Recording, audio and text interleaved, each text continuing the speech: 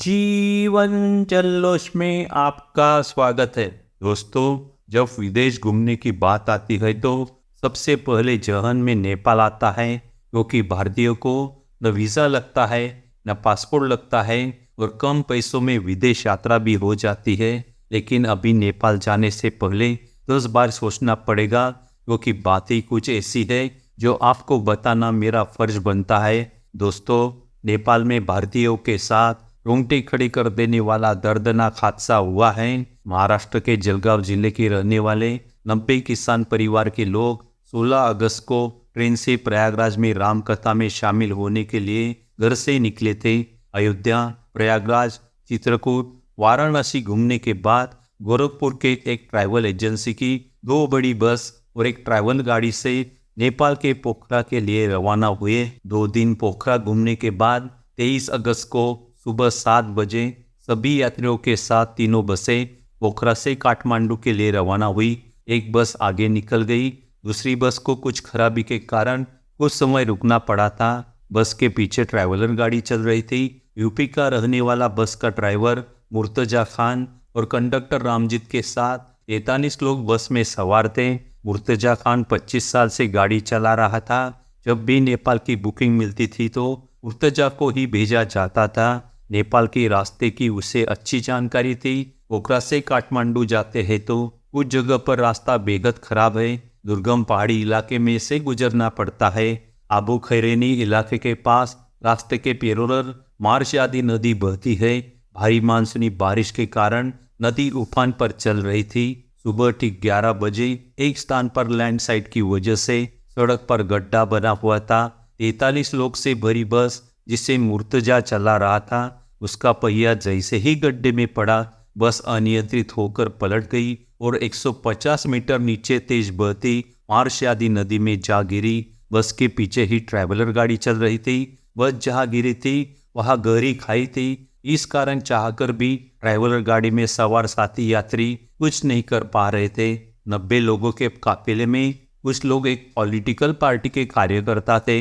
उन्होंने उनके इलाके के सांसद को फोन से दुर्घटना की जानकारी दी। सांसद जी ने नेपाल सरकार से सहायता की अपील की।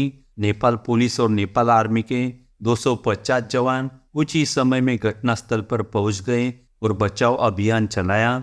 आपको बताते हुए दुख हो रहा है, मुर्तजा ड्राइवर सहित 16 लोगों की मौके पर ही मौत हो गई और गंभीर रूप से घायल 11 लोगों की अस्पताल में इलाज के दौरान मौत हो गई। पोस्टमार्टम के बाद वायुसेना के विशेष विमान से शव को जलगांव महाराष्ट्र भेज दिया गया। सुरक्षित बचे घायल यात्री और अन्य सभी यात्रियों को भी अपने अपने घर पहुंचाया गया। दूसरी एक घटना में पिछले जुलाई के माह में नेपाल के चितवन के सिमलताल में लैंडस्लाइड के कारण 65 यात्रियों को ले जा रही 2 बसें उफनती त्रिशूली नदी में बह गई। दोनों बसों से शव त्रिशूली नदी में 100 मीटर दूर तक बह गए। भारत के एनडीआरएफ की 12 सदस्यीय टीम की तैनाती की गई थी। व्यापक खोज अभियान के बावजूद अभी तक 2 लापता बसों और बह गए कई यात्रियों का पता नहीं चल पाया है। बस में सवार 65 लोगों में से 3 जीवित निकले थे। 24 के शव मिले थे, जिनमें 5 भारतीय नागरिकों के शव शामिल थे, जबकि 2 अभी भी लापता है।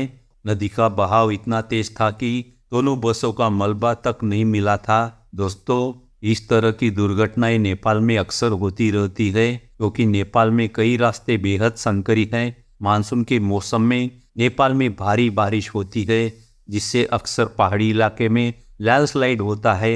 इसलिए नेपाल घूमने जाना बेहद खतरनाक होता है। इसका मतलब ये नहीं है कि आप नेपाल घूमने कभी भी न जाएं। किसी भी जगह घूमने जाने का सही समय होता है। नेपाल हो या भारत के हिमाचल, उत्तराखंड जैसे पहाड़ी राज्य हो, यहाँ बारिश के मौसम में घूमने जाना मतलब जान जोखिम में डालना है। मानसून के मौसम में जून से सितंबर तक नेपाल में भारी बारिश होती है, जिससे अक्सर पहाड़ी इलाकों में लैंडस्लाइड होता है। इसलिए नेपाल घूमने जाना है तो जून से सितंबर के माह में जाना नहीं है। महाराष्ट्र जलगांव के लोगों ने यही बड़ी गलती की, जिसका नतीजा आपके सामने है। नेपाल में बड़ी बस में कभी सफर करना नहीं है। संकरी रास्ते में बस कब लुढ़क कर खाई में गिर जाए पता नहीं चलेगा। टेम्पो ट्रैवलर या जीप कार जैसी छोटी गाड़ी में सफर करें, जिससे संकरी रास्ते में खाई में गिरने के चांसेस कम रहते हैं। नेपाल के एक शहर से दूसरे शहर प्लेन से बिल्कुल भी न जाएं।